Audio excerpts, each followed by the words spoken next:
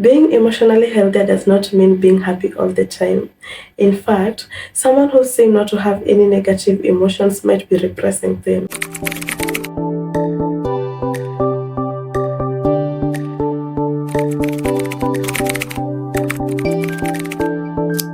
Hi guys, I hope that you're all doing well and you're working on your emotional wellness.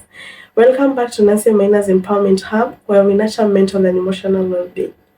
In today's video, we are discussing the significant factors that influence our emotional well-being. Understanding these factors is a crucial step towards fostering a more healthier and resilient emotional life. Being emotionally healthy does not mean being happy all the time. In fact, someone who seems not to have any negative emotions might be repressing them. Having positive and negative emotions is okay and appropriate based on life situations. Let me briefly explain emotional development stages to create a picture of appropriate emotional responses in life situations. The earliest basic emotions start at the infant stage. This may include happiness, sadness, fear, anger, or disgust. These emotions are often expressed through crying, laughing, and facial expressions. Then, as children grow, they start to experience more complex emotions such as love, shame, guilt, and pride. They also start to understand and express these emotions differently through art, play, and conversation. Now, during adolescence, emotions may be more intensified and feel out of control. This is due to changes in hormones and brain development that occur during this time. In addition, adolescents may experience new emotions such as love, sexual attraction, and anxiety about the future. Lastly, in adulthood, our emotions tend to be more stable and less intense. However, we still experience a range of emotions such as love, joy, fear, sadness, and anger. Especially, we experience these feelings during life major events such as getting into a new relationship, losing your job, loss of loved ones, getting married, or having a new baby. Now that we have a better understanding of how emotions are developed and how people express them, it is safe to say that emotionally healthy individuals express their emotions in appropriate ways, whether they are negative or positive emotions. As a result, this helps people to communicate with others, avoid danger, and relieve stress. Therefore, the ability to acknowledge and cope with positive and negative emotions is a sign of good emotional health. Now, let's explore on different factors that can impact our emotional well-being. The first category of factors that can impact our emotional well-being are external factors. When we say external, we mean those factors that are beyond our control. The first one is our social environment. This involves our relationships. It could be with our family members and friends, and our social support. The quality of relationships with family, friends, and community has a significant impact on our emotional well-being as they provide a sense of belonging, love, acceptance, and emotional support. Conversely, having negative or strained relationships can adversely impact our emotional well-being as they can lead to feelings of loneliness, sadness, and rejection. At first glance, this may not seem surprising until we consider that at a point in life we may feel lonely even when we have friends, family, and community surrounding us. Loneliness refers specifically to the feeling of being alone, regardless of how much social contact a person has. And unsurprisingly, high rate of people who are lonely experience high rates of anxiety. These groups of people mostly feel unseen, unheard, not cared for, or ununderstood, even with the support in their community. Then, having a supportive social network plays a crucial role in our emotional life, especially during the times of adversity and stress. Knowing that one has friends, family, and social support that one can talk to provides a sense of comfort. This helps to reduce stress and build more resilience. Research has shown that people with strong social connections have better mental health, including low rates of stress-related disorders, depression, and anxiety. Moreover, social support enhances coping mechanisms and problem solving, which enables individuals to better manage their emotional distress and maintain a positive outlook on life. In summary, the quality of relationships and the presence of social support has a huge impact on our emotional life. Therefore, nurturing our relationships and seeking social support is crucial towards improving our emotional well-being. Another set of external factors that influence our emotional well-being is environmental factors. This includes our physical environment and access to nature. The physical environment in which people work and live has a huge influence on people's emotional well-being. Simple factors such as the quality of air, lighting, and noise can have a huge influence on our mood and stress. For example, a chaotic environment can contribute to feelings of overwhelm and anxiety. However, a clean and organized environment fosters a feeling of calmness and control. The other environmental factor is access to nature.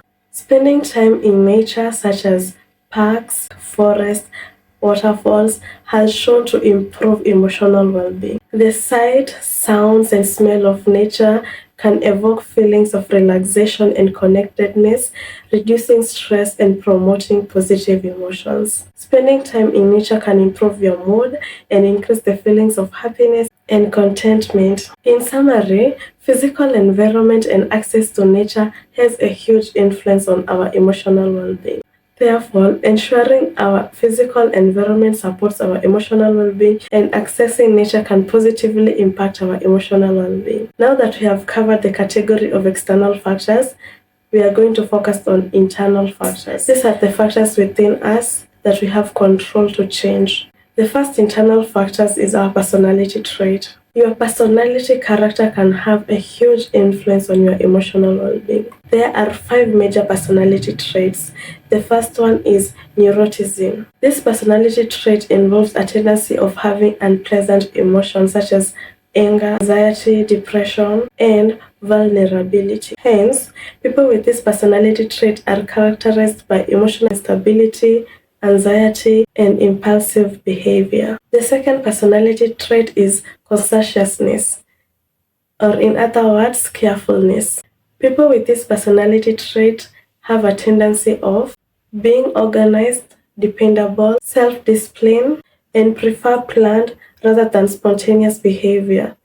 So this personality can influence emotional well-being whereby experiencing something opposite of what they expect. For example, they prefer more organized and planned things. So when they are in a situation that is messy, this can adversely impact their emotional well-being. The third personality trait is openness. This personality trait involves a character of appreciating art, emotions, adventure, unusual events, curiosity, and variety of experiences. In this personality trait, individuals are more imaginative and dependent. Therefore, they can switch from one emotional event to the other one. The other personality trait is agreeableness. It involves a tendency of being compassionate and cooperative with others. It is a habit of being kind and trusting to others. Therefore, when a negative event occurs, maybe when the trust is broken, the emotional well-being of people with this personality is adversely affected. Lastly, the introversion and extroversion personality traits also has a huge influence on our emotional well-being. For example, introverts tend to be more inward focused, so they prefer quiet environments and solitary activities. On the other hand, extroverts are more outward focused, so they seek social interaction and stimulation from their environment. The differences in this personality impacts how people respond to emotional situations. For instance, introverts are affected by external stimuli, while extroverts tend to seek social connection to regulate their emotions. Therefore, understanding one's personality trait and those of others around you is important to understand your social connections and how to manage emotional responses effectively. Now, another internal factor is perception.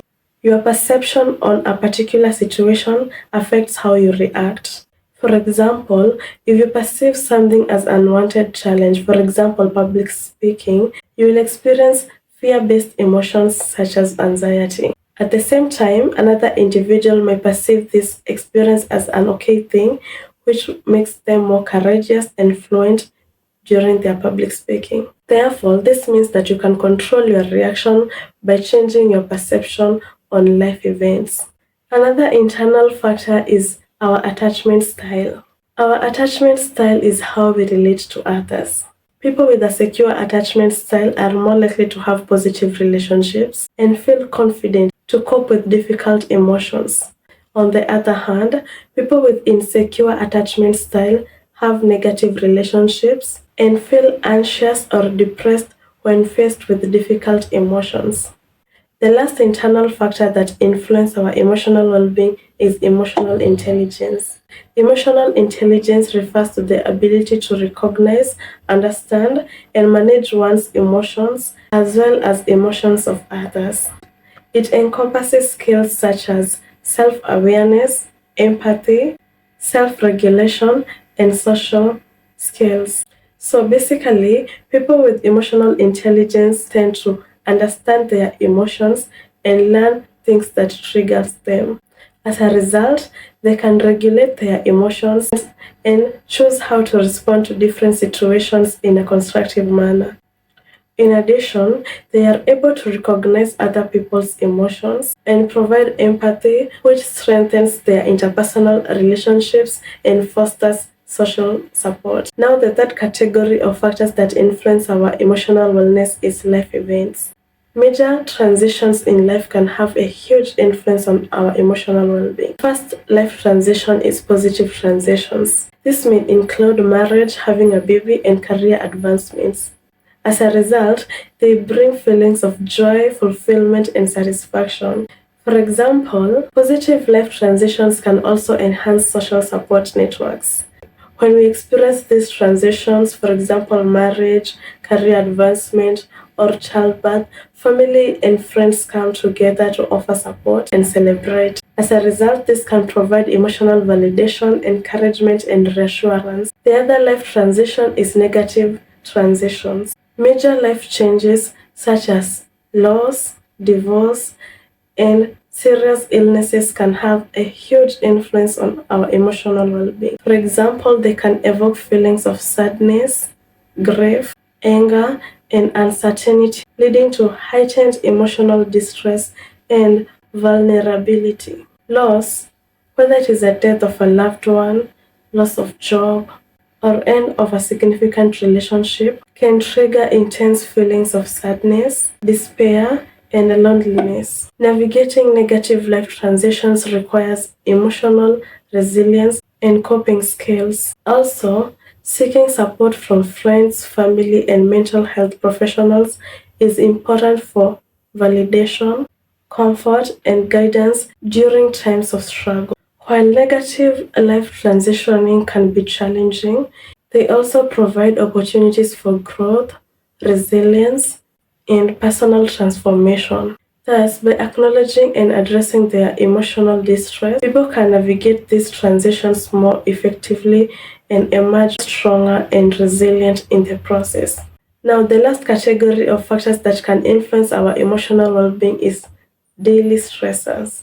Number one daily stressor is work-related stress. Work-related stress has a huge influence on our emotional well-being since people invest more time and energy in their career. Therefore, factors such as high job demand, tight deadlines, interpersonal conflicts, and lack of control of work environment can contribute to feelings of anxiety, frustration, and burnout. It is important to stress that chronic work-related stress can lead to a variety of negative consequences for emotional well-being. For example, it can lead to mood swings, irritability, fatigue, and difficulty concentrating. Also, it can increase a risk of developing mental issues such as anxiety disorders and depression. Another set of daily stressors is everyday challenges.